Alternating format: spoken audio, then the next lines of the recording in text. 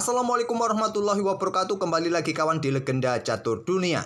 Turnamen Grand Chess Tour seri ketiga Super United Rapid dan Blitz Kroasia sudah selesai, dimenangkan oleh Magnus Carlsen. Tapi tenang kawan, nanti malam ada turnamen lagi, yaitu turnamen online. Kelanjutan dari rangkaian Champion Chess Tour 2023 seri keempat IM Chess Rapid 2023 babak knockout.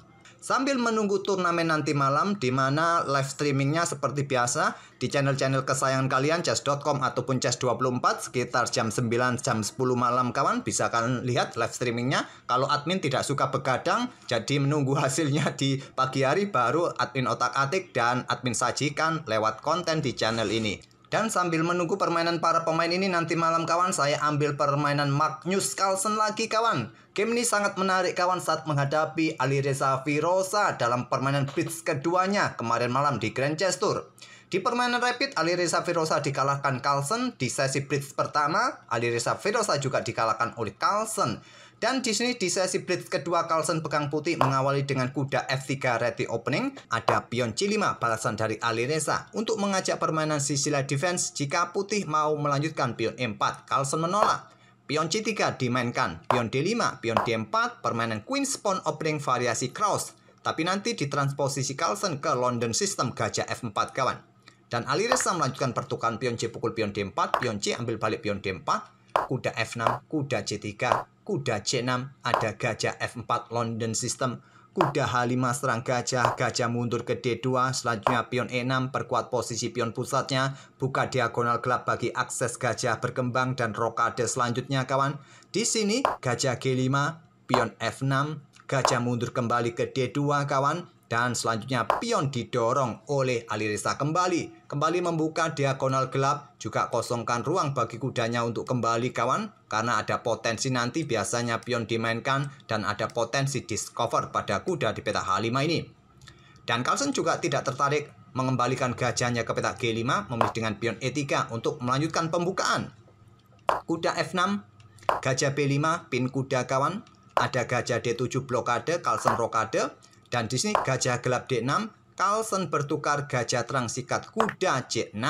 Agar kuda sudah tidak lagi menjaga peta E5, bisa diisi oleh kudanya kawan. Dan Alireza ambil balik menggunakan gajah, selanjutnya kuda ke E5 di sini.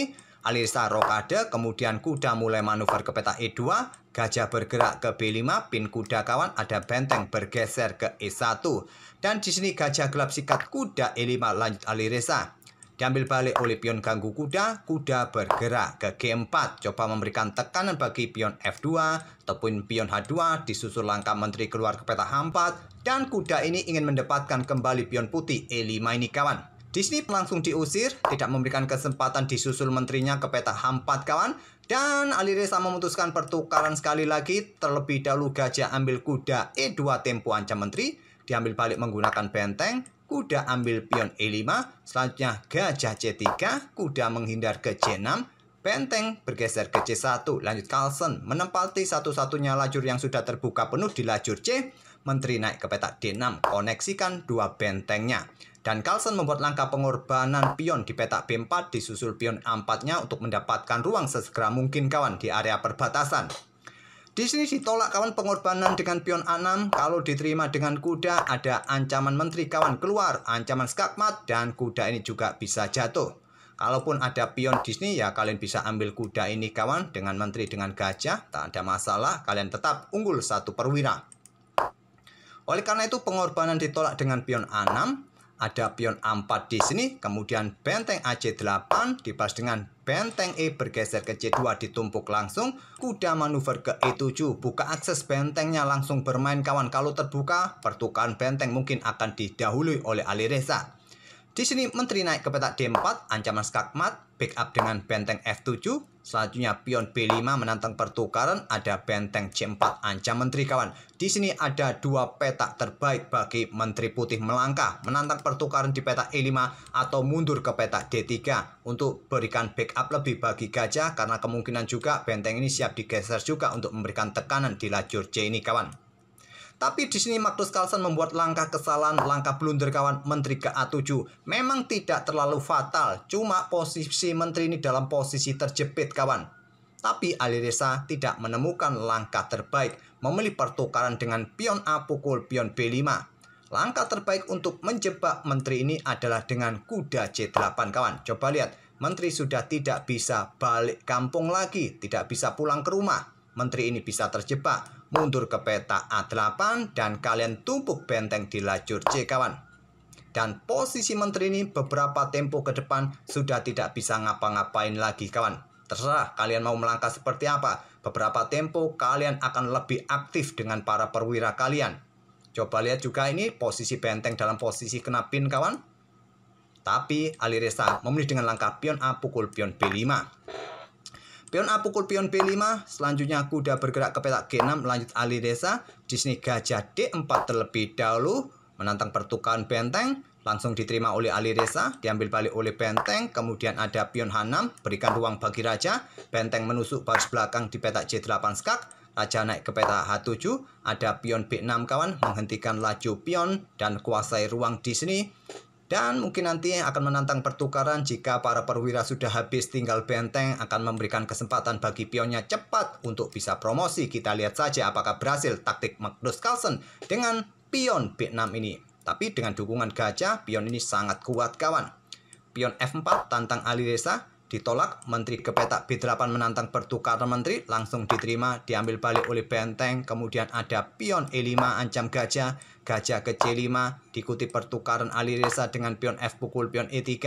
Pion F ambil balik pion E3 untuk menghadang pergerakan dua pion hitam ini. Ada benteng D7, berikan dukungan bagi pionnya di lajur D. Di sini benteng C8. Lanjut Magnus Carlsen, persiapan menuju baris ke-7 menantang pertukaran untuk mendapatkan pion atau menantang pertukaran benteng untuk segera meloloskan pionnya sendiri. Dan di sini kuda ke E7 menantang pertukaran kawan, merupakan pilihan dari engine Stockfish atau benteng bergeser ke peta F7 tapi mendorong pion D4. Ada benteng C7 dan tantangan ditolak, benteng ini naik ke peta D5 dan Magnus melanjutkan pertukaran dengan pion E pukul pion D4. Yang terkuat adalah raja bergerak ke F2. Kalau yang ditakutkan pion ini didorong maju kawan ke E1 raja, pion didorong bisa dihadang dengan raja ke D1. Putih masih baik-baik saja kawan dan masih mempunyai keunggulan. Pion ini jatuh, pionnya juga bisa segera promosi. Carlsen memilih dengan langkah pertukaran, diambil balik oleh pion. Sekarang Alireza juga punya pion bebas. Ada gajah B4, di sini benteng B5, gajah kembali ke C5, yang terkuat tadi menghadang pergerakan pion kawan bergerak ke peta D2. Di sini kuda F4 menyerahkan pion, tapi awas kawan ada skak garbuan, gajah bisa tewas kalau sampai ambil pion D4, ada gajah D6. Kuda ke E6 macam benteng, benteng ambil pion B7, Alireza dorong pionnya sendiri maju ke D3, ada benteng D7 dan persiapan dibuka lajur D kawan. Di sini dihadang oleh benteng D5. Tapi ini juga memberikan kesempatan bagi pionnya Magnus Carlsen juga segera promosi kawan. Dan Alireza juga dorong pion ke D2.